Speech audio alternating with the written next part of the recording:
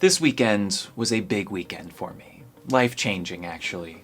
After deep consideration in prayer, consultation with my family, and 9 months of grueling sacrifice, I became an uncle. It was so hard, but so worth it. Okay, so admittedly, my sister will probably argue that she did most of the work, but come on, who's to say? What's important isn't who's right and who's using a baby for clickbait. Just look at the baby again. How cute is that?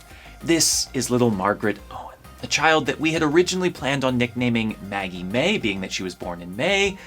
But when she was born a whopping 10 pounds, 7 ounces, we decided to go with Large Marge. And now I've just lost visitation privileges with my niece. Worth it. I'll just see myself out. Unfortunately, I wasn't able to be with the family when she was born, but hope to see her next month. Really, I just can't wait to see what a blessing she is for the whole family, particularly my sister and her husband. Being a parent is an incredible gift, and I can't even imagine the joy they must be feeling right now. They have brought life into the world. That is nothing short of extraordinary. At the same time, what they're undertaking is nothing short of terrifying as well. They have brought life into the world. Yikes. All of a sudden, there is this helpless, chubby little thing that requires their attention and care around the clock.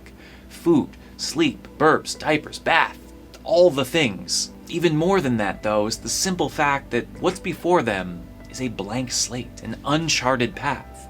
Over the next few days, months, and years, my sister and her husband will be faced with big questions about how to raise their child. What values will they emphasize? What rules will they enforce? What expectations will they place upon her? Many new parents are rightly cautious in raising their kids. Having had overbearing parents themselves or poor childhood memories, some want to let their children develop on their own, make their own decisions.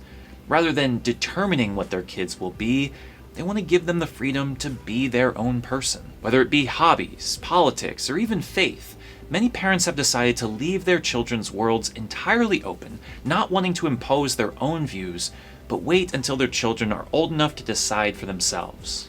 On the one hand, it's an admirable and humble approach.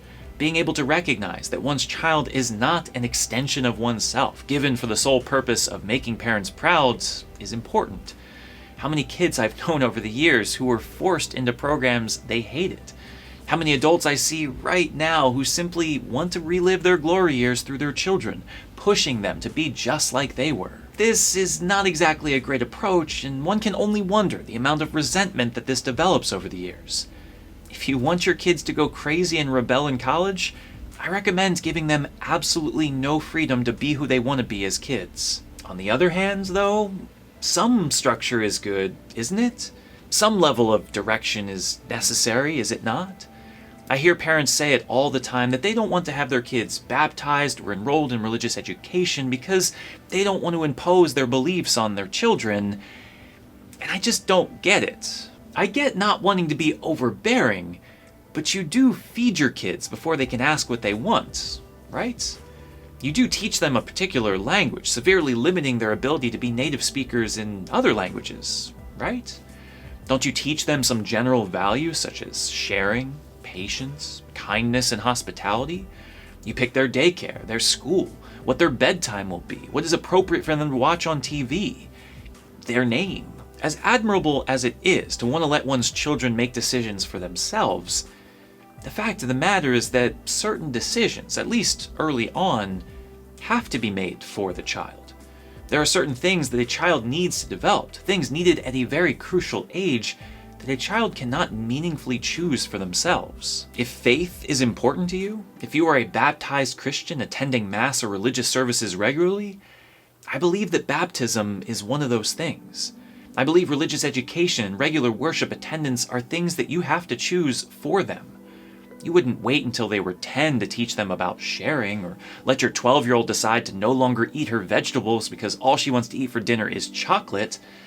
So why would you wait until your child was 10 to be baptized, or let them decide to stop going to church at 12? Again, I get the fear of being seen as overbearing and the desire not to impose onto your kids, and taken to the extreme, these are legitimate concerns. But on some level, This just comes with the territory, doesn't it? Part of being a parent is making decisions on behalf of your kids in the best interest of your kids, even if they don't want it themselves. No kid wants to eat their vegetables, but I'm guessing they'll eventually be thankful that their parents made them do so when they grow up to be healthy adults. I think it's the same with faith. If you believe that baptism wipes away original sin and incorporates into the body of Christ, if you believe that the Eucharist is the source and summit of our lives, spiritually nourishing and guiding the faithful through a challenging world, how can you deprive your children of that? It's a question that might come off a bit more accusatory than I want, but it's an important question that parents need to ask themselves. Do you believe that this is a real thing, something that has an actual effect on someone, or not? Do you believe that God is real, capable of interceding through the material world, or not? Because if you do, then it shouldn't matter that your children haven't chosen it for themselves, or that your preteen doesn't want to go to church on Sunday, any more than it should matter that they don't want to eat their vegetables or go to school. As a parent, as adults, we set our kids up with all the things they need to succeed, not because they want them or know their benefits, but because we do. At some point, they will hopefully become rational, free-thinking adults capable of determining their own place in the world. At that point, if they want to leave the church, if they want to believe that baptism is nothing more than a silly ritual, that Eucharist is nothing more than storytelling, that's up to them. They will be free to leave the home that you have given them and find their own place.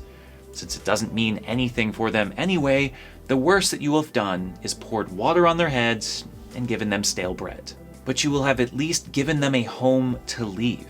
You will have given them a starting point.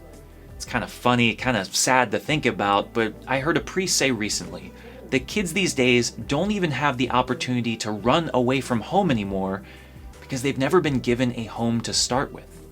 They were born into a wasteland of nothing matters more than anything else, of we don't care about anything enough to pass it on to you, of do whatever you want. The problem that I have with the we're gonna wait until they're old enough to decide approach isn't just that it deprives children of the grace of the sacraments and the foundation of a church community, it's that it deprives them of a worldview.